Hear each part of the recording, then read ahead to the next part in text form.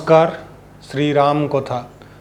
ओं रमन्ते योगिनो अनन्ते नित्यानंदे चिदात्मनि इति रामपदे नासो परं ब्रह्म अभिधीयते चिन्मयस्य अद्वितीयस्य निष्कलस्य शरीरिणः उपासकानां कार्यार्थं ब्रह्मणो रूपकल्पना।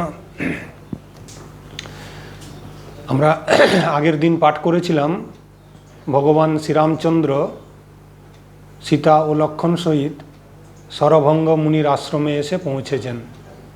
শরভঙ্গ মুনি তাদেরকে যথোচিত পূজা অর্ঘ্য দিয়ে সম্মান প্রদর্শন করেছেন। এরপর শরভঙ্গ মুনির শিষ্য সুতীক্ষ্ণ মুনিকে রামচন্দ্র বলছেন পথ দেখিয়ে দেওয়ার জন্য তারা অগস্ত্য মুনির সাথে দেখা করতে চান। সুতীক্ষ্ণ মুনি রাম, লক্ষণ এবং সীতাকে পথ দেখিয়ে দিচ্ছেন অগস্ত্য মুনির আশ্রমে যাওয়ার পথ। সকালে বেরিয়েছেন শরভঙ্গ মুনির আশ্রম থেকে। পৌঁছাতে মধ্যাহ্ন হয়েছে। রামচন্দ্র, সীতা দেবী, সুতীক্ষ্ণ মুনি, লক্ষণ অগস্ত্য মুনির অনুজ ভ্রাতা অগ্নিজিহু মুনির আশ্রমে গিয়ে পৌঁছেছেন।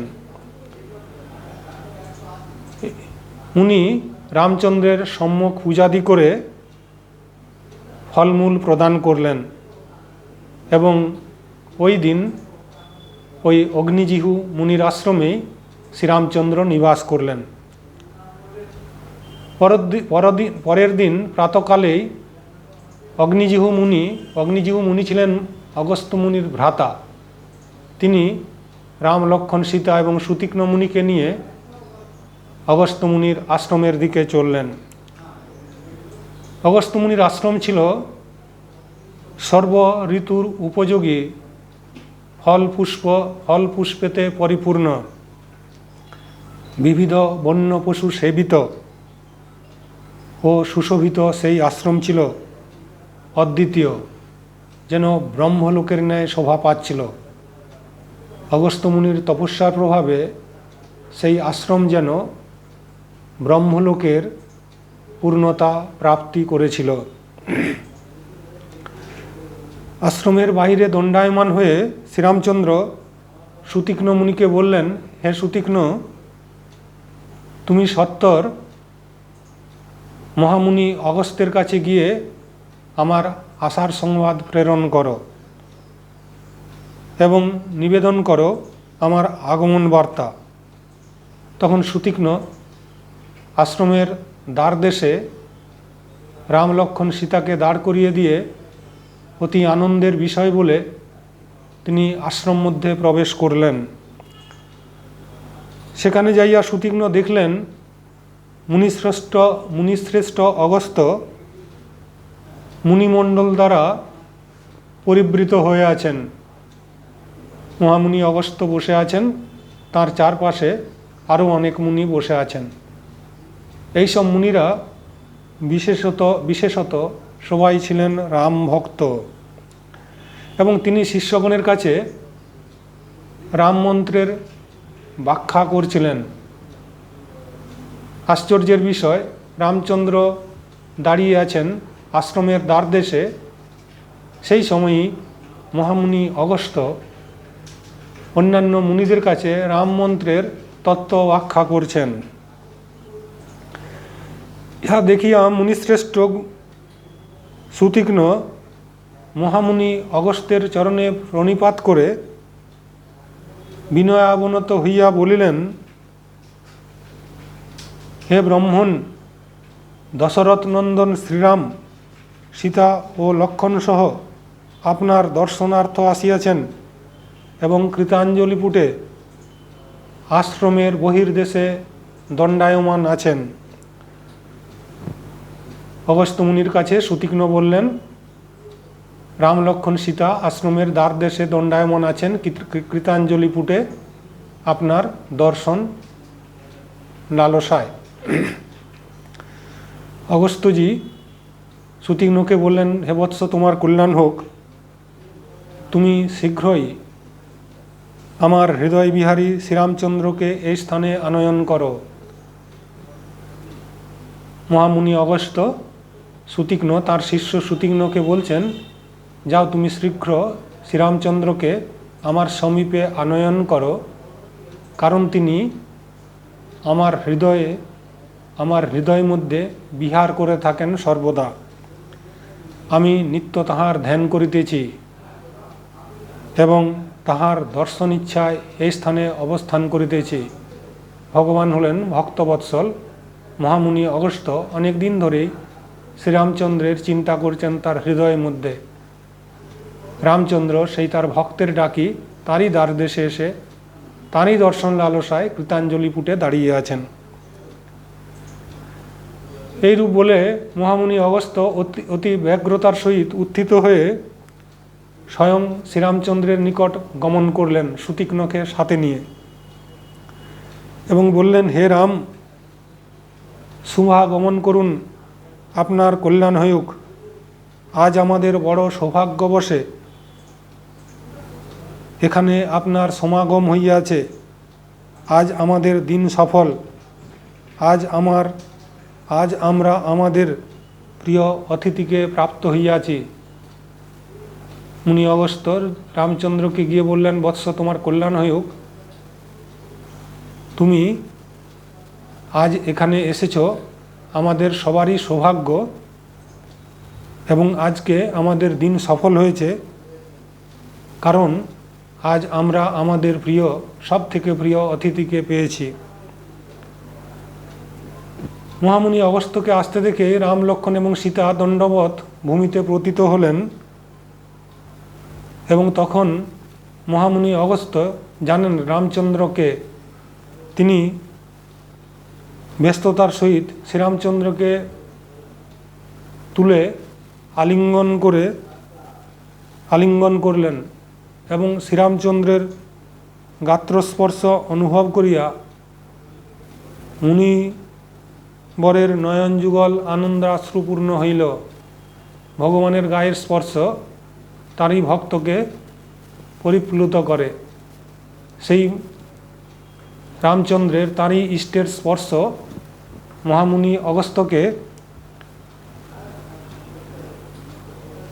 আনন্দে দ্রবীভূত করেছে। তার চোখের কোণে অশ্রুবারি দেখা দিয়েছে। তারপর মুনিশ্রেষ্ঠ অগস্ত্য শ্রীরামচন্দ্রের হস্ত ধারণপূর্বক আশ্রমে এসে সুখাসনে বসালেন এবং নানা উপাচার অনুযায়ী শ্রীরামচন্দ্রের পূজা করলেন এবং বহুবিধ সুমিষ্ট বন্য ফল শ্রীরামচন্দ্রকে ভোজন করালেন। এই প্রকারে একান্তে সুখোপবিষ্ট পথশ্রমে ক্লান্ত হয়েছিলেন রামচন্দ্র। এখন তিনি সুখাসনে বসে উপবিষ্ট হয়েছেন এবং তার মুখখানি যেন চন্দ্রের আকার ধারণ করেছে। সেই রামচন্দ্রকে দেখে কৃতাঞ্জলি ফুটে মহামুনি অগস্ত্য শ্রীরামচন্দ্রের স্তুতি করতে লাগলেন। হে রাম, মহামুনি অগস্ত্য বলছেন, হে রাম, পূর্বকালে ক্ষীর সমুদ্র তটে ব্রহ্মাজি ভূভার হরণার্থ আপনাকে দুরাত্মা রাবণ বধ করিবার জন্য প্রার্থনা করিয়াছিলেন। তদবধি আপনার দর্শনের ইচ্ছায় আমি এখানে তপস্যা করিতেছি এবং আপনারই ধ্যান করিতেছি। আপনার আগমন প্রতীক্ষায় এই স্থানে মুনিগণ সহ নিবাস করিতেছি। মুনি অগস্ত্য তার সেখানে নিবাসের কারণ বললেন। যখন ব্রহ্মা ভুবার হরণের জন্য রামচন্দ্রেরকে অবতরণের জন্য প্রার্থনা করেছিলেন, সেই সময় থেকেই মহামুনি অগস্ত্য শ্রীরামচন্দ্রের ধ্যান করছেন তার দর্শন মানসে। মহামুনি অগস্ত্য বলছেন, সৃষ্টির পূর্বে সর্বোপাধি ও বিকল্পরহিত এক আপনি বিদ্যমান ছিলেন। সেই সময় সৃষ্টির পূর্বে যখন সৃষ্টি হয়নি তখন একমাত্র ভগবানই ছিলেন। সর্ব উপাধি রহিত, বিকল্প রহিত এই রামচন্দ্রই বিদ্যমান ছিলেন। আপনারই আশ্রিতা ও আপনাকেই বিষয়কারিণী মায়া আপনার শক্তি বলিয়া কথিত, এবং আপনাকে আশ্রয় করে এই যে সৃষ্টি স্থিতি লয় সংঘটিত হয়, এ আপনারই মায়ার দ্বারা, আপনারই সৃষ্ট মায়ার দ্বারা তা সংঘটিত হয়ে থাকে। যখন আপনার মায়াশক্তি আপনার নির্গুণ স্বরূপ আবরণ করে, তখন বেদান্তনিষ্ঠ পুরুষগণ তাহাকে অব্যাকৃত বলিয়া থাকেন। যারা বেদবাদী, যারা নির্গুণ ব্রহ্মের উপাসক, তারা কি করেন? অগস্ত্যমুনি রামচন্দ্রকে বলছেন, তখন তারা কি করেন না, বেদান্তনিষ্ঠ পুরুষগণ যখন আপনি নির্গুণ নিরাকার অবস্থায় থাকেন, তখন আপনাকে অব্যাকৃত বলিয়া থাকেন। কেহ কেহ আপনাকে মূল প্রকৃতি বলিয়া থাকেন, কেহ বা আপনাকে মায়া বলেন। যখন আপনি শক্তিসহ জগৎ লীলা সম্পাদন করেন, তখন আপনাকে মায়া বলে ভক্তগণ উল্লেখ করে থাকেন। অপর কেহ আপনাকে অবিদ্যা, সংস্কৃতি, অবন্ধন ইত্যাদি অনেক নামে বলিয়া থাকেন। ভগবানকে আমরা বিভিন্ন সময় বিভিন্ন নামে তার স্মরণ মনন করি। সে কথায় অগস্ত্যমুনি শ্রীরামচন্দ্রকে বলছেন, কেহ আপনাকে মূল প্রকৃতি বলেন, কেহ আপনাকে মায়া নিবিষ্ট পুরুষ বলেন, কেহ আপনাকে অবিদ্যা, সংস্কৃতি বলেন ইত্যাদি অনেক নামে আপনাকে ডেকে থাকেন। আপনার দ্বারা স্খুবিত হইয়া এই শক্তি হইতে মহত্তত্ব উৎপন্ন হয়। বেদান্তের কথা, যখন আপনি সৃষ্টি স্থিতি লয় করেন বা এই জগৎ বা এই বিশ্বব্রহ্মাণ্ড রচনা করেন, তখন আপনার দ্বারাই এই মহত্তত্ব সৃষ্টি হয়, এবং আপনার দ্বারাই এই মহত্তত্ব হইতে অহংকার প্রকটিত হয়। অহংকার প্রকটিত না হলে এই বিশ্বব্রহ্মাণ্ডের রচনা হয় না। মহত্তত্ব দ্বারা ওতপ্রোত সেই অহংকার সাত্ত্বিক, রাজস ও তামস ভেদে 3 প্রকার কথিত হয়। সাত্ত্বিক, রাজসিক আর তামসিক, এই 3 গুণ সম্মিলিত না হলে সৃষ্টি স্থিতি লয় হয় না। তাই ভগবানকেও সময় সময় এই 3 গুণ যুক্ত হতে হয়। হে রাম, তামস অহংকার হইতে শব্দ, স্পর্শ, রূপ, রস, গন্ধ এই পঞ্চসূক্ষ্ম তন্মাত্র উৎপন্ন হয়, এবং এই সূক্ষ্ম তন্মাত্রা সকল হইতে তাহাদের গুণানুসারে ক্রমশ আকাশ, বায়ু, অগ্নি, জল এবং পৃথিবী এই পঞ্চ স্থূলবোধ উৎপন্ন হয়। রাজস অহংকার হইতে 10 ইন্দ্রিয় এবং সাত্ত্বিক অহংকার হইতে ওই ইন্দ্রিয়গণের অধিষ্ঠাত্রী দেবতা ও মন উৎপন্ন হয়। এইসব একত্র মিলিত হইয়া সমষ্টি সূক্ষ্ম শরীররূপ হিরণ্যগর্ভ হইয়া থাকে। তাহারই অপর নাম সূত্রাত্মা। যেমন মণি সূত্রে মণিগণাইব, সূত্রে যেমন মণিগুলি গ্রথিত হয়, দিয়ে মালা সৃষ্টি হয়, সেই রকম এই পঞ্চভূত, তন্মাত্রা, আকাশ, বায়ু, অগ্নি, জল, স্থূলভূত প্রভৃতির সমষ্টির সমন্বয়ে এই বিশ্বব্রহ্মাণ্ডের সৃষ্টি হয়। অহংকার উৎপন্ন হয় 10 ইন্দ্রিয় দিয়ে, আর ইন্দ্রিয়গণের অধিষ্ঠাত্রী দেবতা ও মন উৎপন্ন হয়। এ সকলেরই নিয়ন্ত্রক ও নিয়ামক হলেন আপনি। অতঃপর স্থূলভূত সমূহ হইতে বিরাট উৎপন্ন হইয়া থাকে। এই স্থূলভূত হতে কী হয় না, বিরাটের উৎপন্ন হয়। এই বিরাট পুরুষকে না, এই বিরাট পুরুষই হলেন আপনি। আর এই বিরাট পুরুষ হইতেই স্থাবর জঙ্গমাত্মক সংসার প্রকট হইয়া থাকে। এই যে বিশ্ব সংসার, এই শ্রীরামচন্দ্র থেকেই উৎপন্ন হয়েছে, শ্রীরামচন্দ্রতেই স্থিত থাকছে, এবং অন্তকালে এই শ্রীরামচন্দ্রতেই লয় প্রাপ্ত হবে। আবার অগস্ত্যমুনি বলছেন, হে রাম, কাল ও কর্মবেশে বিভিন্ন কালে এবং বিভিন্ন সময়ে আপনি দেব, তির্যক ও মনুষ্যাদি রূপে প্রকট হইয়া থাকেন। কাল ও সময়ের সাথে সাথে আপনার লীলারও পরিবর্তন ঘটে। আপনি কখনো মানুষ রূপের প্রকটিত হন, কখনো তির্যক বা পশু আদি রূপে বর্ণিত হন বা সৃষ্ট হন, আবার কখনো আপনি দেবতা রূপেও নিজেকে সৃষ্টি করেন। আপনার মায়ার গুণভেদে আপনি স্বয়ং রজগুণ সহায়ে জগৎকর্তা ব্রহ্মা, সত্যগুণ সহায়ে জগৎরক্ষক বিষ্ণু এবং তমগুণ সহায়ে জগতের লয়কারী ভগবান রুদ্র রূপে প্রতিভাত হন। বিদ্বান পুরুষগণ এই প্রকার বলিয়া থাকেন। মহামুনি অগস্ত্য বলছেন, আপনি সৃষ্টিকর্তা রূপে ব্রহ্মা, পালনকর্তা রূপে বিষ্ণু এবং সংহারকর্তা রূপে শিব, 3 রূপে প্রকটিত হন। একথা কারা বলেন? না, একথা বিদ্বানগণ বলে থাকেন, যারা আপনার পরম তত্ত্ব উপলব্ধি করেছেন, রামস্বরূপ উপলব্ধি করেছেন, তারা একথা বলে থাকেন।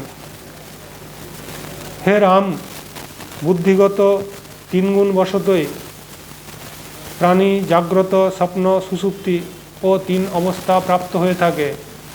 এই সাত্ত্বিক, রাজসিক এবং তামসিক গুণভেদে জীব স্বপ্ন, সুষুপ্তি ও জাগ্রত এই 3 অবস্থা প্রাপ্ত হয়।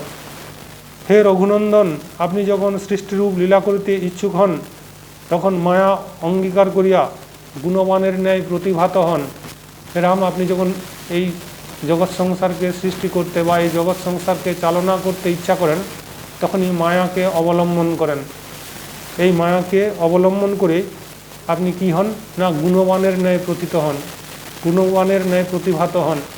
আপনি স্বরূপত নির্গুণ, নিরাকার, কিন্তু এই জগৎ সংসার পরিচালনার জন্য, রচনার জন্য আপনাকে এই মায়াকে গ্রহণ করতে হয়, এবং তখন আপনাকে কি মনে হয়? না, আপনি গুণবান।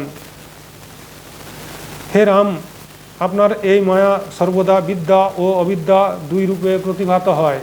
বিদ্যা মায়া আর অবিদ্যা মায়া। কথামৃতে ঠাকুর অনেকবার বলেছেন বিদ্যা মায়া আর অবিদ্যা মায়ার কথা। যাহারা প্রবৃত্ত মার্গে নিরত, তাহারা অবিদ্যা মায়ার বশীভূত, আর যাহারা নিবৃত্তপরায়ণ, বেদান্তার্থ বিচারকারী এবং আপনার ভক্তিতে নিরত, তাহারা বিদ্যাময় রূপে কথিত হন। বিদ্যামায়া আর অবিদ্যামায়া, যারা সংসারাসক্ত জীব, স্ত্রী, পুত্র, ধন দৌলত আদিতে নিবিষ্ট, তারা অবিদ্যামায়ার গ্রাসে গ্রসিত হয়। এটিও আপনারই মায়া। আর যারা নিবৃত্ত মার্গী, বেদান্তের অর্থ হৃদয়ঙ্গম করার চেষ্টা করে, আপনার স্বরূপ জানতে চেষ্টা করে, তারা নিবৃত্ত মার্গী। তারা কি হয়? না, তারা আপনার স্বরূপকে প্রাপ্ত হয়। পুনরায় যাহারা অবিদ্যামায়ার বশীভূত হইয়া থাকে, তাহারা সর্বদা জন্ম মরণরূপ সংসারে বদ্ধ, এবং যাহারা বিদ্যাভ্যাসী, তাহারা নিত্য মুক্ত হইয়া থাকেন। যারা সংসারে ঘোরতর আসক্ত, তাদের কি হয়? না, বারবার এই জন্ম মরণ রূপ চক্রে আবর্তিত হয়। পুনরপি জননম পুনরপি মরণম, বারবার জন্ম মরণের চক্রে আবর্তিত হতে হয়। আর যারা আপনার স্বরূপ জানতে চেষ্টা করেন, সেই বিদ্যাভ্যাসীগণ কি হয়? না, নিত্য মুক্ত হয়ে যান, তারা মুক্তি লাভ করেন। এই সংসারে যাহারা আপনার প্রতি ভক্তিপরায়ণ এবং আপনার মন্ত্রের উপাসক, তাহাদের হৃদয়ে তত্ত্বজ্ঞান স্বতই প্রাদুর্ভূত হয়, অপর কাহারও নহে। হে রাম, যাহারা আপনার প্রতি ভক্তিপরায়ণ এবং আপনার রাম মন্ত্রের উপাসক, তাহাদের হৃদয়ে তত্ত্বজ্ঞান সর্বদা স্বতঃস্ফূর্তই থাকে। রাম নামের এমনি ফল, একদিন না একদিন সেই ফলেই জীবনের শেষ দিন পর্যন্ত হলেও তিনি, এই রাম নাম আমরা যখন জপ করি, জীবনের শেষ দিন পর্যন্ত হলেও তিনি আমাদেরকে কৃপা করেন। হে রাম, অধিকার কি বলিব? এই বিষয়ে যাহা সারতত্ত্ব, তাহাই আমি আপনাকে বলিতেছি। সংসারে মোক্ষ লাভের মুখ্য কারণ সাধুসঙ্গ বলিয়া কথিত হইয়াছে। মহামুনি অগস্ত্য রামচন্দ্রকে বলছেন, হে রাম, এই মুক্তি বা নিবৃত্তি নিয়ে আমি আর কি বেশি বলবো। সংসারে কারা মুক্তি লাভ করে? না, যারা সাধু সঙ্গ করে। সংসারে মোক্ষ লাভের মুখ্য কারণ কারণ সংসার সব সময় জীবকে সংসারে গ্রসিত করতে চায়। সাধুর সঙ্গ হলে কি হয় না, মনে করিয়ে দেয় যে এই সাধু ঈশ্বরের জন্য সর্বস্ব ত্যাগ করেছেন। তাকে দেখলে ঈশ্বরের কথা মনে পড়ে যায়। ঠাকুরের কথায় মাটির আতা দেখলে বা সোলার আতা দেখলে যেমন আতার কথা মনে পড়ে, সেই রকম সাধুকে দেখলে কি মনে হয় না, ভগবানের কথা মনে হয়। সেই জন্যই সাধুসঙ্গ হলো আপনাকে লাভ করার মুখ্য কারণ। যাহারা সম্পদে বিপদে সমান চিত্ত, এরপর মহামুনি অগস্ত্য কে রামকে লাভ করতে পারে সে কথাই বলছেন। যাহারা সম্পদে বিপদে সমান চিত্ত, যাহারা সম্পদে, যখন সম্পদ থাকে বিপদ আসে জীবনে, প্রত্যেক মানুষের জীবনে বিপদ আসে, সেই সময় বিষয় স্পৃহা রহিত, পুত্র ইত্যাদি এসনা অর্থাৎ কামনা রহিত, ইন্দ্রিয় দমনকারী, প্রশান্ত চিত্ত আপনার ভক্ত, সম্পূর্ণ কামনা রহিত, ইষ্টানিষ্ট প্রাপ্তিতে সমভাব সম্পন্ন, সঙ্গহীন, সর্বকর্মত্যাগী, সদা ব্রহ্মপরায়ণ, যম নিয়মাদি গুণসম্পন্ন এবং যদৃচ্ছালাভে সন্তুষ্ট, তাহারাই সাধু। যখন এইরূপ সাধুসঙ্গের সঙ্গলাভ হয়, যখন এইরূপ সাধু পুরুষের সঙ্গলাভ হয়, তখন সাধকের হৃদয়ে ভগবত লীলাকথা শ্রবণে প্রীতি উৎপন্ন হয়। সব কথা শুনতে ইচ্ছে যায়, একমাত্র ভগবত কথা শুনতে মানুষের মন চায় না। কখন চাইবে মন, সে কথাও মহামুনি অগস্ত্য রামচন্দ্রকে বলছেন উপলক্ষ করে।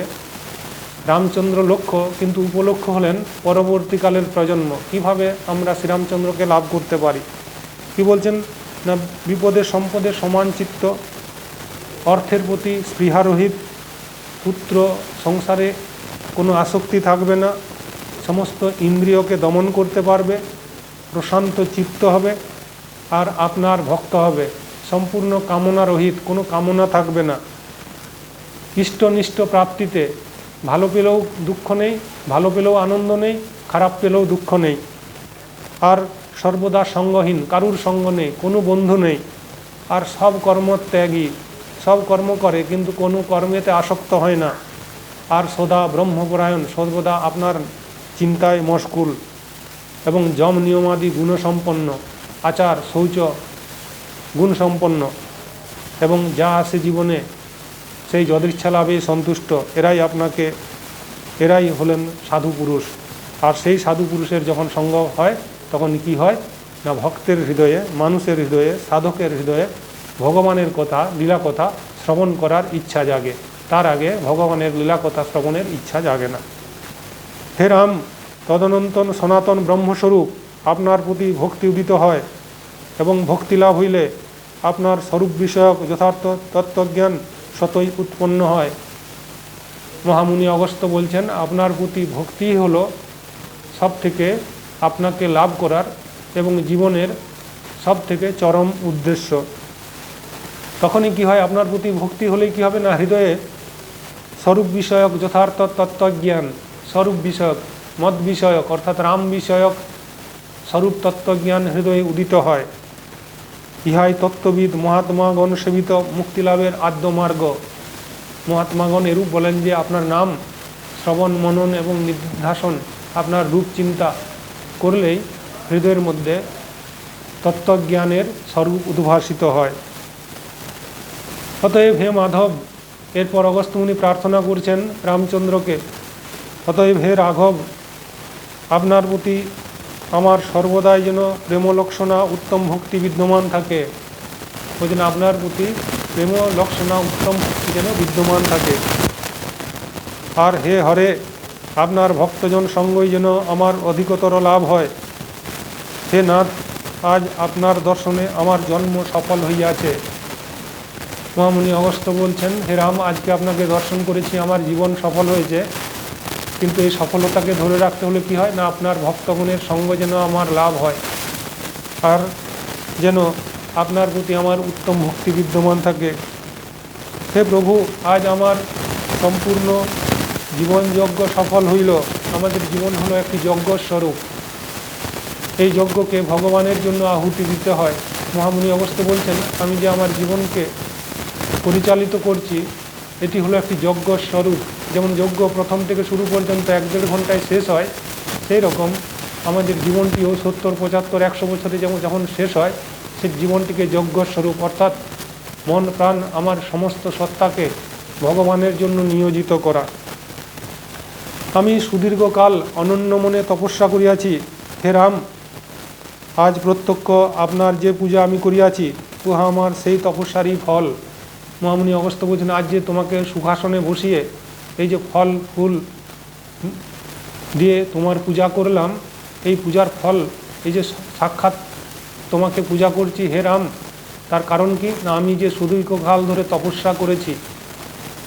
কোনো ফল পেতে গেলে তাড়াতাড়ি হয় না, অনেক দিনের তপস্যার প্রয়োজন। জীবনে সফল হতে গেলে, ঈশ্বর লাভ করতে গেলে অনেক তপস্যার প্রয়োজন। আমরা কিছুদিন জপ ধ্যান করেই ভাবি যে আর ভগবান লাভ হলো না, কিন্তু তা নয়। সুদীর্ঘকাল তপস্যা করতে হবে, নিরন্তর তপস্যা করতে হবে, মন প্রাণ সমস্ত সত্তা দিয়ে ভগবানের চিন্তা করতে হবে। তখনই ভগবান আমাদের হৃদয়ের মধ্যে প্রতিভাত হবেন। সে কথাই বলছেন মহামুনি অগস্ত্য যে দীর্ঘকাল আমি যে আপনার তপস্যা করেছি, তার ফলে আপনার আজ সাক্ষাৎ পূজা করতে পেলাম। হে রাম, সীতার সহিত আপনি আমার হৃদয়ে সর্বদা বিহার করুন। হে রাম, সীতার সহিত আপনি আর আপনার মায়া সীতার সহিত, আপনি আর আপনার শক্তি সীতার সহিত আমার হৃদয়ে সর্বদা বিহার করুন আর বাস করুন। শরীর দ্বারা বাহ্যকর্মে ব্যাপৃতকালেও, অর্থাৎ গমনাগমন বা উপবেশন আদি কালেও যেন আপনার স্মরণ আমার চিত্রে সর্বদা জাগ্রত থাকে। মহামুনি অগস্ত্য একথাই বলছেন, আমরা যখন কোনো কাজ করি, খাই যাই ঘুমাই বা অন্য কিছু কাজ করি, তখন কি হয় না, আমাদের মন বিক্ষিপ্ত হয় ঈশ্বর থেকে। অগস্ত্য মুনি প্রার্থনা করছেন যে বাহ্যকর্মে ব্যাপৃত থাকলেও, জীবন ধারণের কাজে ব্যাপৃত থাকলেও, গমনাগমন উপবেশন করলেও আমার মন যেন সর্বদা আপনার স্মরণ মরণ করতে থাকে। এই বলে লক্ষ্মীপতি শ্রী রঘুনাথজির স্তুতি করিয়া মুনিশ্রেষ্ঠ অগস্ত্যজি তাহাকে প্রদান করিবার জন্য পূর্বকালে ইন্দ্র কর্তৃক গচ্ছিত ধনুক ও অক্ষয়বাণ এবং 2টি তনির এবং একটি রত্নমণ্ডিত খড়গ প্রদান করিয়া বলিলেন, হে রাঘব, আপনি পৃথিবীর ভারস্বরূপ রাক্ষসগণের নিধন করুন। মুনি অগস্ত্য ইন্দ্রের কাছ থেকে প্রাপ্ত হয়েছিলেন একটি ধনুক এবং অক্ষয় বাণ এবং 2টি তুনির। এই তুনির 2টি, অর্থাৎ যে তুনির যতই বাণ ছোড়া হোক কখনোই শূন্য হয় না, সেই অক্ষয় তুনির এবং বাণ মহামুনি অগস্ত্য শ্রীরামচন্দ্রকে প্রদান করে জোর হস্তে বললেন এবং একটি রত্ন খচিত রত্নমণ্ডিত খড়গ প্রদান করে বললেন, হে রাম, আপনার এই অস্ত্রগুলি কাজে লাগবে। আপনি পৃথিবীর ভূভার হরণের জন্য অবতীর্ণ হয়েছেন, আপনি এর দ্বারা রাক্ষসগণের নিধনের কার্যে সহায়তা করবে। আর আপনি এই কাজ করার জন্যই মায়া মনুষ্যরূপে অবতীর্ণ হইয়াছেন। এ স্থান হইতে 2 যোজন দূরবর্তী গৌতমী নদী তটে পুণ্যবন সুশোভিত পঞ্চবটী নামক একটি আশ্রম আছে। হে রামচন্দ্র, আপনার বনবাসকালের শেষকাল সেই স্থানে অতিবাহিত করুন। হে সর্বসজ্জনগণের অধিপতি, আপনি সেখানে নিবাস করিয়া দেবগণের বাঞ্ছিত সর্বকর্ম সম্পাদন করুন। অস্ত্র প্রদান করে মহামুনি অগস্ত্য বলছেন, হে রাম, আপনি যে মায়া মনুষ্যরূপে অবতীর্ণ হয়েছেন, মানুষের রূপ ধারণ করেছেন, মানুষের শরীরের বিভিন্ন প্রণালীও আপনাকে, মানুষের শরীরের যে সমস্ত প্রয়োজন সেগুলি আপনাকে নির্বাহ করতে হবে। সেই জন্যই এ স্থান হইতে 2 যোজন দূরবর্তী দূরে গৌতমী নদী তটে একটি সুন্দর পঞ্চবটী দ্বারা সুশোভিত আশ্রম আছে। পঞ্চবটের সমাহার হলো পঞ্চবটী। এই পঞ্চবটিতে আপনি অবস্থান করুন আপনার বনবাসকালের শেষকাল। আর আপনি হলেন হে সর্বজনের অধিপতি, আপনি সব জায়গায় নিবাস করতে পারেন, কিন্তু যেহেতু আপনি মায়া মনুষ্যরূপে প্রতিভাত হচ্ছেন, সেই জন্য আপনাকে আমি পঞ্চবটিতে নিবাস করার জন্য প্রার্থনা করছি।